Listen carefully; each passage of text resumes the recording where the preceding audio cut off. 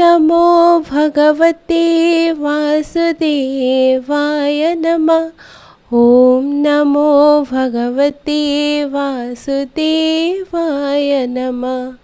ॐ नमो भगवते वासुदेवाय नमः। ॐ नमो भगवते वासुदेवाय नमः। नारायणं नमस्कृत्यं नरं चैव नरोत्तमं देवीं सरस्वतीं व्यासं ततो जयमुदीरयेत्। मूकं करोति वाचालं पङ्गुं लङ्घयते गिरि। मूकं करोति वाचालं पङ्गुं लङ्घयते गिरि। यत्कृपातमहं वन्दे परमानन्दमाधवम्। भागवतर प्रथम स्कंद आम आलोचना करुछंती। आज यही भागवतर प्रथम अध्यायर प्रथम स्कंदर आमर आलोचना को आग को नबा। आम आलोचना करिथिले जे किभଳି भाबरे मायारू उद्धार हेई हब, माया कौन, त्रिविध दुख कौन, ए सब उद्धार केबे किभଳି भाबरे हेई परिबो।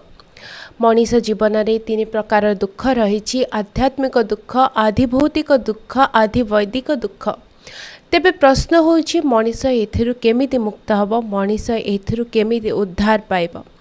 तेबे आजिर आमको आलोचना जहाँ में आलोचना करिबा भागवतर प्रथम स्कंद प्रथम अध्यायर प्रथम स्कंद, जो थिरे आमे देखिबा आमे सही स्थान को चली जावा जोठे अनेक ऋषि एकाठी होई एही प्रश्नर उत्तर खोजुछंती। आउ सही स्थान होचे नैमिषारण्य। तो चलंतु नैमिषारण्य को जीवा। तो एठी प्रत्येक ऋषि सेमाने शुद्ध मनरे सेमाने खोजुछंती सेही परम प्रश्नर उत्तर। असतो मा सद्गमय तमसो मा ज्योतिर्गमय मृत्युर्मा अमृतम गमय। को जुगरु को कालरु समस्ते कथा चाहिए। मृत्यु क्या भी भल लगेनी, क्या भी मरवा को भल लगेनी, रोगी हवा को भल लगेनी, बुढ़ा हवा को भल लगेनी।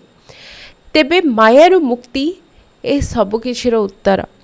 तो जदि मायारू मुक्ति मिली सबकिछि संभव, किंतु केमिति मिलिब। तेणु जगन्नाथ दास कहउछंती जे साधुजन कण एही मन को शुद्ध करी हरिंक चरित शुण। एठी गोटे कथा ऊपर ध्यान दियंतु। कवि कहउछंती एबे हो शुण साधुजने हरिचरित शुद्ध मने। ते हरिचरित खाली शुणिले हबनी, भागवत शुणिया पई खाली कान दरकार नहीं, मन भी दरकार। पुणी से मन शुद्ध होइथिबार अछि। श्रद्धावान लभते ज्ञानम तत्परः संजते इंद्रिय। ज्ञानम लब्धा परम शांति मचिरेणाधि गच्छति। तेणु केवल मन थिले भी हबनी, तार शुद्धता दरकार, से श्रद्धा थिबा दरकार। एबे देखंतु आमे टीवी रे गोटे भल कार्यक्रम देखुचु, किंतु मोबाइल रे मेसेज आसुची, आमे सेइथिरे भी ध्यान दउचु। कान रे एपटे कथा पढुची, किंतु मन आओ कोठी। व्हाट्सएप रे मेसेज आसुची, टिके सोशल मीडिया देखिदबा। तो एभली भाव शुणिले टीवी रे जो कथाटी दउची ताकू कोन मन दे देखि परिबा कि? ए तो साधारण मनोरंजनर कथा। तेबे जेतबळे भगवान को कथा आसुची, श्रीमद् भागवतन को कथा आसुची, ताकू श्रवण करिबा पई कान खाली हब कि? ता सहित मन दरकार। से मन पुणी साधारण मन नुह, शुद्ध मनरे दरकार, श्रद्धा थिबा मनरे दरकार। तेणु आज आलोचना रे आमे खाली आलोचना करिवा नहीं, आमे खाली शुणिबा नहीं, निज जीवन सह मिलई देखिबा जे ए पदटी मते कौन कहूची। तेबे एबे आलोचना करिबा नैमिष्य अरण्यर परिचय। तो नैमिष्य अरण्य कौन? तो सेठी अति बड़ी जगन्नाथ दास कहउछंती, भागवत रे कथा लेखा जाउची जे सर्वदेवंक रम्य स्थान नाम जे नैमिष्य अरण्य। तो कवि एठारे नैमिष्य अरण्य को परिवेश को आम सामने रखुछंती। यह गछपत्र रे भरा, सबुजिमार भरा, जोठी समीरर पवन कंपन सृष्टि करे एभली एक अति सुंदर सबुजिमार भरा एक वन, एक अरण्य। किंतु यह केवल गछपत्र रे भरा जंगल नुह, यह हूँ साधनार भूमि। तो ये गोटे प्रश्न उठुची आमे जोठारे रोचु से परिवेश आम मन को प्रभावित करे कि कारण टिके पूर्वर तो कवि कहले आमको दरकार गोटे शुद्ध मनटे आमको दरकार श्रद्धावान मनटे ताहले से मन पाई से परिवेश भी दायी कि हाँ निश्चय दायी निश्चित भाव दायी।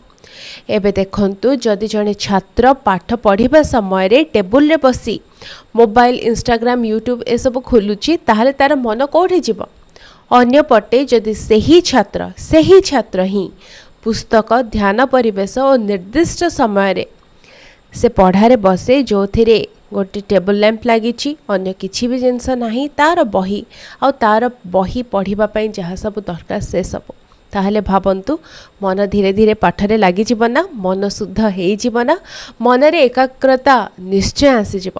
तेणु आध्यात्मिक जीवन रे परिवेशर भी भूमिका रही तेणु से एठी नैमिष्य अरण्य को वर्णना करुछंती जे नैमिष्य अरण्य किभଳି भाବରେ थिला।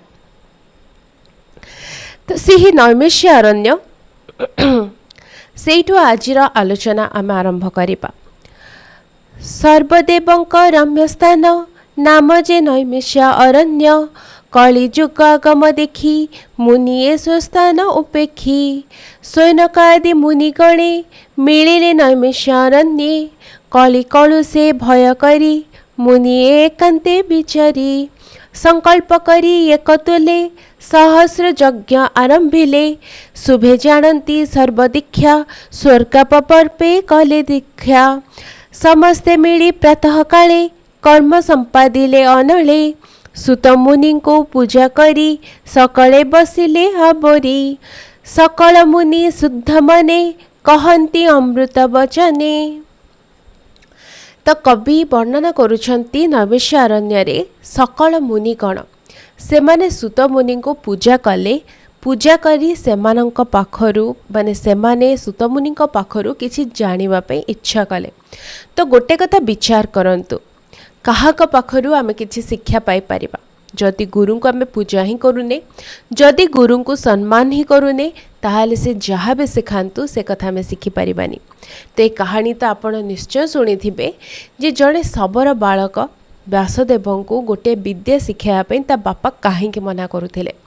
व्यासदेव बारंबार आसिले बारंबार से पिलाटी मना कला ता बापा मना करथिले कारण केबे व्यासदेव कौन सामान्य सबर बालकटी को सही शिक्षा पाइबा परे सही सम्मान दे पारिबे जहाँकि जड़े गुरु वास्तव में पाइबा कथा। जदि गुरु सही सम्मान पाए नहीं ताहले सही विद्या केबे मध्य सही शिष्यर काम रे आसे नहीं।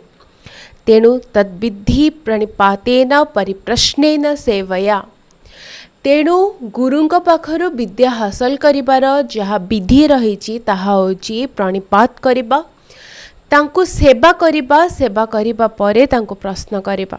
तेणु जेतबळे सुत मुनि को प्रश्न करुछन्ते ऋषिगण तो सेमाने तांको पूजा करुछन्ते तांको सेवा करुछन्ते तो से कथा में देखिया को पाइबा।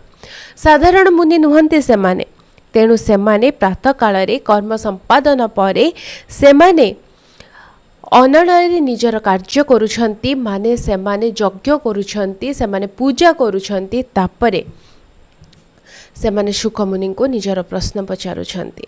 तेबे तांकर बड़ प्रश्न काहेकि ना कली जुग को नहीं ऋषि मानक चिंता कौन किपरि चलंतु टिके देखिबा।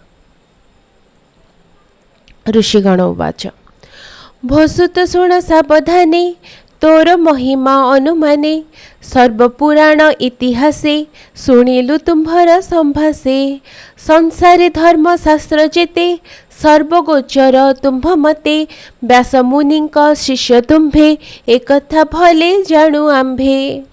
तो सुत मुनि को से कहउछंती हे सुत मुनि आम्भे तुमर महिमा जानिछु सर्वपुराण इतिहास सबुथिरे तुमर जो दक्षता रही ताहा कहा पाखरे नहीं। आपण पुराण भी जानती आपण इतिहास माने रामायण हूँ इतिहास महाभारत हूँ इतिहास आपण रामायण महाभारत भी जानती आपण समस्त शास्त्र जानती। आपण सामान्य व्यक्ति नुहंती कारण आपण होचंती स्वयं व्यासंकर जी समस्त शास्त्र रचयिता जी गणेश को भी श्रुत लिखन लेखे पारती से महान व्यास भगवान तुम्हें होच स्वयं शिष्य। तेणु तांकर जेतबेले तुम्हें शिष्य तेणु गुरुंकर समस्त कला समस्त प्रतिभा समस्त शक्ति शिष्य पाखरे निश्चय थाए। तेणु व्यास भगवान पाखरे तो आम पहुँची प्रश्न एवं पचारि पारिबु नहीं, आम आपण को पचारुचु कारण आपण आम पाखरे उपस्थित अच्छा। तेणु आपण जे सर्वशास्त्र ज्ञाता आमको उत्तर दियंतु जे कौन घटब आगत भविष्य जो महान क्लेशमय एते भयंकर कलिकाल आसवाक जाऊँगी से आम निजक किभली मुक्त करूँ। हे सुतमुनि आमको से उत्तर दियंतु। तो से प्रश्न पचारुछन्ति व्यासमुनि शिष्य तुम्हे एक कथा भले जाणु आम्भे पूर्वे जे थिले ब्रह्ममुनि तांक वचन आम्भे घेनी सकल शास्त्र तुम्भे चही वेद पुराण जेते कही व्यासंक अनुग्रह घेनी सकल शास्त्रे तुम्भे ज्ञानी दैव छय एमंते ये शिष्य गुरुंक भकत शिष्य भकते दया बही सकल यज्ञ तत्व कही तेणु व्यासंक शिक्षा जेते प्रकाश आंभर अग्रते निश्चय एकांत श्रेय जेते ये जीव तरीब जेमंते एणु दुरित विष्णु माया कह आंभको जेबे दया ए कली जुग जेते प्राणी अल्प आयुष परिमाणी स्वभावे मंद बुद्धिवंती प्राणी को उपद्रव चिंती जुग व्यवहार परिमाणी सकल धर्म आपे जानी ये प्रश्न शुभ आंभ मते सार उद्धरी दृढ़ चिते कह संसार प्राणी कर केमंते मायारु निस्तार। केमिति से मायारु निस्तार पाई परिबा यह होचे प्रश्न। ऋषि माने एक बड़ प्रश्न पचारि बड़ सत्य से माने बुझी जे समय बदलुछि समय सबुठारु बलवान आउ सही समय बदलुछि मनिषर मन तेणु बदलुछि जीवनर गति मध्य बदलुछि आउ साधनार पद्धति को मध्य मनिषर स्थिति देखि बुझिबा दरकार। तो 50 वर्ष पूर्वर जो काम पाई केते दिन लागुथिला आज किछि सेकेंड रे आमे से सब काम करि पारुछंती किंतु आश्चर्य सुविधा बढ़िला किंतु मनर शांति बढ़िला कि आम पाखरे कम्युनिकेशन बढ़िला किंतु आम पाखरे कनेक्शन बढ़िला कि आम पाखरे इनफॉरमेशन बढ़िला किंतु आम पाखरे ज्ञान बढ़िला कि तथ्यता बढ़िला ज्ञान बढ़िला कि। तो भागवत आमको तार उत्तर दिए जे कलिजुग जो भयंकर भाव में आसवाक थिला जहाँकि वर्तमान आसी सारी तो से कलिजुगे आमर कर्तव्य कौन। तो शौनक आदि मुनि कणे मिलिले नैमिष्य अरण्ये। तो केते सुंदर दृश्य शौनक को आगरे रखी अनेक मुनि नैमिष्य अरण्य एकाठी हेले किंतु प्रश्न कहीं एकाठी हेले जदि केवल यज्ञ करने लक्ष्य था तेबे एते गभीर प्रश्नर आवश्यकता ही न था। सेमानंकर लक्ष्य थिला जीवर मंगल। तो एठारे आम पई गोटे महान शिक्षा जे भल लोक एकाठी हेले कौन आलोचना करती कार दरमा केते कार घर केते बड़ कार पुओ कौन चाकरी कला कार झीर बाहर केउंठी हैला ना से सबू आलोचनार कौनसी आवश्यकता नहीं। एक कथा आलोचना करने दरकार जे मनिषर जीवन केमिति सार्थक हब। नैमिष्य अरण्यर एही सभा आमको एही मानदंड दौजी। तो सेमाने कौन कले समस्ते मिली प्रातः काले कर्म संपादिले अनाळे सेमाने निजर धार्मिक कर्तव्य यज्ञ कर्म संपादन कले। तो ये आम गोटे कथा शिखा दरकार जे भक्ति माने कर्तव्य छाड़देवा नुह सेमानंकर प्रश्न पचारिबार अछि किंतु ता सत्वे सेमाने निजर कर्म कले किंतु हे कर्मर लक्ष्य कौन कर्मर लक्ष्य होचे आत्मशुद्धि। तेणु आज मध्य आमे निजे निजे काम करिबा निज निजर काम करिबा शिक्षक माने पढ़ाइबे चाषी तांकर चाष काम करिबे डाक्टर चिकित्सा काम करिबे गृहिणी घर संभाळिबे छात्र पढ़िबे किंतु भक्तिमय दृष्टि कहब यही काम मु कहा पई करूची। यही प्रश्नटी कर्म को साधन परिणत कराई दिए केवल ये गोटे प्रश्न यार उद्देश्य कौन ताहले आपणकर कर्म साधनारे परिणत हो। तो सुतमुनि आसुछंती। तो सुतमुनि को पूजा करी सकाळे बसिले आबोरी समस्ते सुतमुनि को सम्मान कले। एठी आमे देखुछु गुरु शिष्य परंपरार एक महत्वपूर्ण दिग ज्ञान प्रति सम्मान। सुतमुनि पाखरे ज्ञान अछि, ऋषि माने तांको ठारू उदाहरण सुनिबाकू चाहुचंती, तेणु से माने तांको सम्मान कले। तो जो भली भाबरे क्लास रे शिक्षक आसिले तांको आगरे खाली बसिले हबनी, मन खोलिबाकू पड़िबो। से भली भागवत सुनिबारे मध्य श्रद्धा और नम्रता कथा सेही गुरु परंपरा कथा जहाँकि आमे भागवत रे सर्वत्र देखिबाकू पाइबा एठी भी वर्णित हेछि।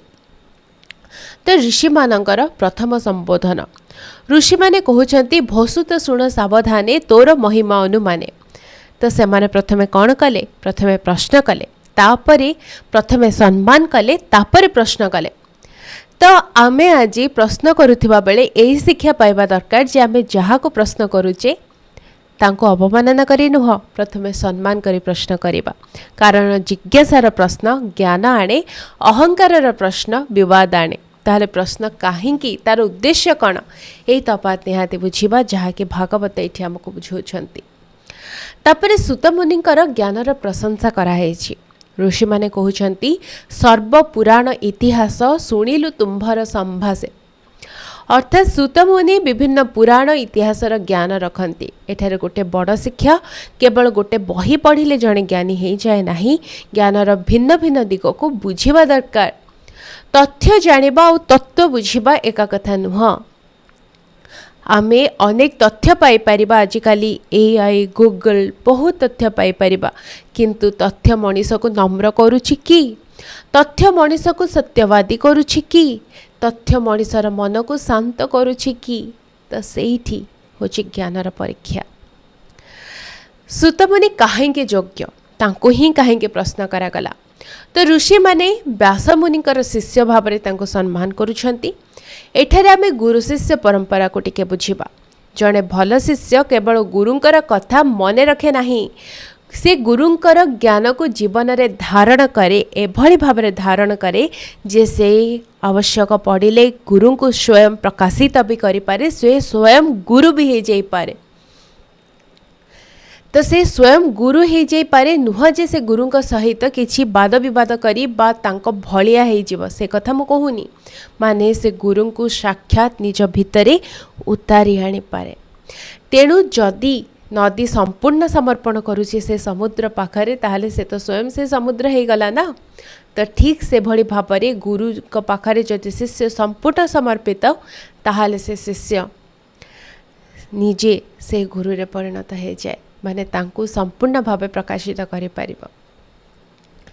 तो एठी आसुछि तापरे ऋषि मानकर सेही मूल प्रश्न। तो ऋषि मानकर प्रश्नर मूल भाव एही संसार रे जीव केमिति तरिब, एही प्रश्न आमर भी जीवनर प्रश्न। आमे कहू आमो भल चाकरी दरकार, आमो टंका दरकार, आम पिला भलरे पढ़ू, मोर घर भल हो, सब आवश्यक भी। किंतु भागवत आउ गोटे प्रश्न करे, ए सब पाइला परे भी जदि तुमर मन अशांत रहिला, ताहाले मन अशांत रहिला जदि ए सबर आवश्यकता कौन? कोटी कोटी टंका थाइकी भी मनीष शांति पाउछि कि? तो सबुठु बड़ जिनिस जहाँ दरकार सेटा होछि शांति। आ शांति मिले दुईटी अक्षर ताहा होछि भक्ति। तेबे आजिर आलोचनार जो सार कथा ताहा होछि शुद्ध मनरे शुणिबा। भागवत केवल कानरे नुहे, हृदय रे प्रवेश करिबा दरकार। भल प्रश्न करिबा दरकार, जेकोसी प्रश्न नुह, अहंकार संभूत प्रश्न नुह, सेही जिज्ञासा आसीबा दरकार हृदय। सोनक आदि ऋषि सबू जानिथिले मध्य सेमान पाखरे ज्ञान अभाव नथिला। सेमाने किंतु एक कथा भाबिलेनी, आमे तो एते कथा जानिछु, आमे काई पचारिबु? किंतु सेमाने प्रश्न कले, नम्रतार सहित प्रश्न कले। तो सेमाने प्रश्न कले जीवनर बड़ सत्य कौन? तृतीय कथा जहाँकि आजिर यही अध्याय आम शिखा दरकार, ज्ञान को जीवन में आनिबा पई कौन दरकार, ताहा होछि भागवत पढ़िबा। भागवत पढ़िबार उद्देश्य केवल आउ किछि तथ्य जानिबा नुह, मन बदलिबा दरकार, दृष्टि बदलिबा दरकार, जीवन बदलिबा दरकार। यह होछि भागवत श्रवणर सार कथा। तो तापरे कौन कहउछंती टिके सुनंतु। कह संसारो प्राणीकर केमंते मायारु निस्तार जेणे प्रसन्न होंती हरि ये आत्मा जीवरु धरी तुम्भ प्रकाश जोग बले प्रकाश कर महितले कि प्रयोजने जगन्नाथ देवकी उदरे संभूत। तो कौन प्रयोजन थिला कहीं जगन्नाथ जे जगतर नाथ से देवकींकर उदर संभूत हेले से कहीं जन्म हेले कौन आवश्यकता थिला। तो जो कथा धर्म संस्थापन कथा यहाँ हूँ तार उत्तर परित्राणाय साधुनाम यह हूँ तार उत्तर किंतु से माने प्रश्न करुछंती ये हेतु कह शुद्ध चित्ते आंभे पचारु जनहिते घोर संसारे प्राणी पड़ी आत्मा निस्तार पथ हुड़ी। तो तुम्हें आमको उत्तर दियो शुद्ध चित्तरे दियो कौन सी भावावेग करू नुह हृदय से उत्तर आमको दरकार आमे यही प्रश्न पचारुचु जनहित पाई। एठी गोटे कथा ध्यान दबा दरकार से माने निज पई प्रश्न पचारि नाहांती जनहित पाई कारण यही उत्तर समस्तक पई दरकार।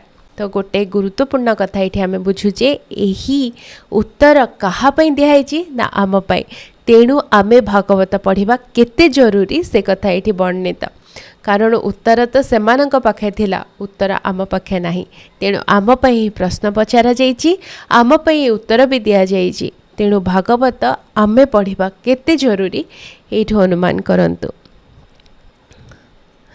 जहा चरणे आश्रय करी पवित्र होंती ब्रह्मचारी शुद्ध करंती सर्वजने गंगा जसने स्नान पाने जहार जस पुण्य श्लोके पुण्य भणंती एके एके कली कलुष न लागई के बानातरे एहा गाई।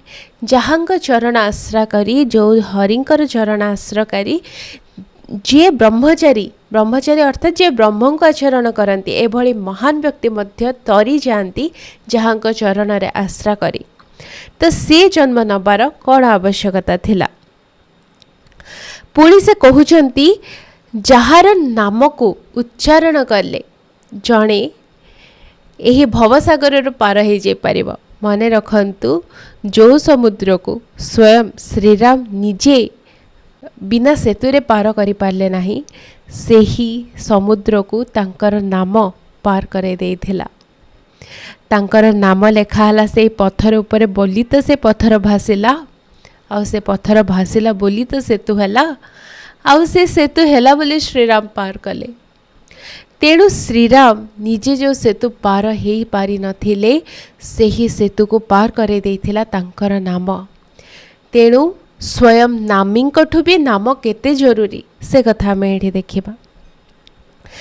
तो जहांकर नाम गाई समस्ते तरी जाती जहांकर जस गाई भवबन सुखरे रही जाती मुनि माने से हरि ब्रह्मांड भितरे लीला शरीरे अवतरे। तो से हरि ए ब्रह्मांड रे अवतरित होइछंती जन्म मृत्युर तोरण को भेद करी मृत्यु को स्वीकार करी जन्म को स्वीकार करी जन्म हेतु निजर सामर्थ्य निश्चित भाव में कमी थाए से दिव्यता निश्चित भाव में कमी थाए तथापि से जन्म ग्रहण करिछंती। तो काहेकि जन्म ग्रहण कले काहेकि लीला शरीर रे अवतीर्ण हेले। कली आगम आंभे देखी सकल संपद उपेक्षी ए पुण्यतीर्थे शुभक्षणे कृष्णर कथा अनुक्षणे कही तरिबु विष्णु माया भोमुनि कर तुम्भे दया आंभर पूर्व पुण्य फले संग होइलु तुम्भ मेले। साधु संग सहजरे मिलेनी। आपण माने से कहानी शुणी थिबे किभली भाबरे नारदंक संग पाई समस्त उद्धार पाई गले। थरे नारद चाहिए जे सत्संगर महिमा कौन सत्संगरे लाभ कौन हुए जाके विष्णु को पचारे विष्णु कहले यार उत्तर आर उत्तर मु कौन देवी आहार उत्तर तुमको किसी उदाहरण दब। गोटे बाछुरी जन्म होइछि से बाछुरी को जाई पचार से उत्तर दब। तो से जाई पहुँचले बाछुरी पाखरे बाछुरी को पचारे बाछुरी मते भगवान विष्णु कहते कह जे सत्संगर महिमा कौन। बाछुरी उत्तर दब कौन नारद भाभी बोधे किसी महान आत्मा किसी महान ऋषि कौन से महान देवता से हुए तो जन्म होती बाछुरी भाव से उत्तर देवे किंतु आपण जानती कौन है बाछुरी उत्तर दब कौन बाछुरीटी मृत्युवरण कला। बहुत दुख है, नारद बहुत दुख पाइले। पुणी जे भगवान को पचारे से तो मरीगला, मत उत्तर मिलानी, आपण ही उत्तर दिंतु। से तांको कहले जे तुम्हें जाओ गोटे सुंदर छोट छुआटे जन्म होइछि ताकू जाइके पचार। तो से जाइके जेतेबेले ताकू पचारिले सेतेबेले मध्य से सांगे सांगे मृत्युवरण कला। तो नारद को पुणी अथरे कष्ट है जे बालकटी मृत्युवरण कला। तापरे पुणी थे भगवान को पाख जाए पहुँचले। भगवान पुणी थे कहले जे एबे जाओ, एबे जड़े ऋषि जन्म ग्रहण करछंती, माने से अति छोट छुआ हेले भी से जड़े ऋषि, से तुमर उत्तर निश्चय देवे। जेतेबेले से जाई से तांको पाखरे पहुँचले, से छोट छुआ हेले भी से एते प्रचंड ज्ञानर अधिकारी, से संगे संगे उत्तर देले। कहले मु ही प्रथमे से बाछुरी थिली, मु ही से साधारण बालक थिली। एबे देखंतु मु एभली ज्ञानी भाव जन्म होइछि केवल आपणक पई। नारद कहले मो पई? हाँ, आपणक पई। कारण आपण जेते थर पहुँचुथिले आपणकर साधुसंग प्रभाव रे मोर मुक्ति हो जाउथिला। ताले साधुसंग प्रभाव रे मनीष श्रेष्ठ जन्म, ताहार कोनोसी मृत्यु ही मुक्ति हबनी, ज्ञान बढ़िबो। तो से कथा एठी आमे देखिबा को पाइबा। तेणु से कहउचंती आमर पुण्य फल रे आमे तुम पाखरे एकत्रित हेलु। तेणु आमको एबे से उत्तर दियंतु जो भली भाव रे आमे जानि परिबु जे भव संसार रु कि भली भाव रे मुक्ति मिलि परिबो। तो से कहउचंती से हरि भक्त वत्सल सर्वदेवंक आदिमूल, धर्म अधर्म जार संगे सुखे बिहरे नाना रंगे, कलिया कमे भगवान पशिले आपणा भुवन, जे धर्म संसार रखिब से काहे शरण पशिब। ये कथा कह मुनिवर आम्भ संशय जाऊ दूर, आत्मार माया जोग बले बिहरे अवनी मंडले, तार महिमा अविरते तोष न लभे आम्भ चित्ते, जिह्वा जेसने सुधारस पिबन्ते नुहई संतोष, अनंत संगे थाई हरि जगते जेते कर्म करी, कपटे नर रूप धरे अति मानुष कर्म करे। यमन्ते नमस्य वनस्ते सर्वमुनिक अग्रते, सनक आदि मुनिगणे जे प्रश्न कले जणे जणे, निर्मल विष्णुर चरित कृष्ण विषय भागवत, सुजन जनक रहिते कहेला दास जगन्नाथे। तो जगन्नाथ दास एठी वर्णना कले जे किभली मायारू मुक्ति मिलिबो, किभली कृष्णकर नाम श्रवण रे तांको कथा श्रवण रे उद्धार मिलिबो, किभली भागवत पढ़िले मुक्ति मिलिबो। तो ए कथा एठी समाप्त होउची। आसीब द्वितीय अध्याय, जहा कि आगामी अध्याय रे आगामी आलोचना रे भागवत टुंगी रे आगामी रविवार रे आमे आलोचना करिबा। इति श्रीमद् भागवते महापुराणे प्रथम स्कंदे नैमिषारण्ये शौनकादि मुनि प्रसन्ने नाम प्रथमाध्यायः। नारायणं नमस्कृत्यं नरं चैव नरोत्तमं, देवीं सरस्वतीं व्यासं ततो जयमुदीरयेत्। मुखं करोति वाचालं पंगुं लङ्घयते गिरिं, यत्कृपातमहं वन्दे परमानन्दमाधवम्।